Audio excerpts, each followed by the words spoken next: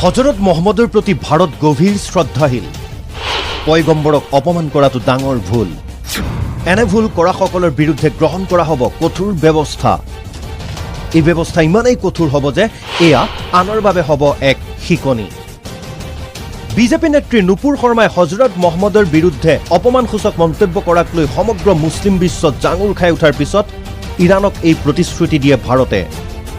ভাৰত ভ্ৰমণৰত ইৰাণৰ বৈদেশিক মন্ত্ৰী হুছেইন আমিৰ আব্দুল্লাহিয়াৰ সতে অনুষ্ঠিত এক বৈঠকত এই প্ৰতিশ্ৰুতি দিয়ে ভাৰতৰ ৰাষ্ট্ৰীয় নিৰাপত্তা উপদেষ্টা অজিত ডোভালে। পয়গম্বৰৰ প্ৰতি ভাৰত যথেষ্ট শ্ৰদ্ধাশীল বুলি উল্লেখ কৰি ডোভালে কয় যে হজৰতক অপমান কৰা ডাঙৰ ভুল।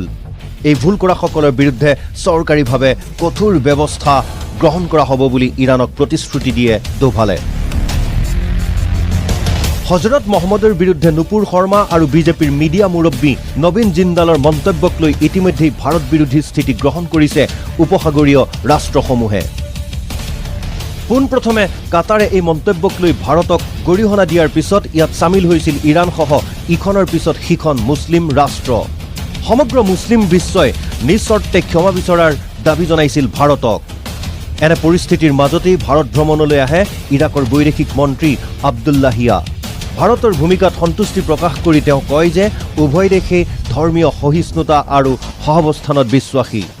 তেওঁ লগতে প্ৰধানমন্ত্ৰী নৰেন্দ্ৰ মোদী আৰু বৈদেশিক মন্ত্ৰী এছ জয়শংকৰৰ সৈতেও সুকীয়া বৈঠকত মিলিত হয়।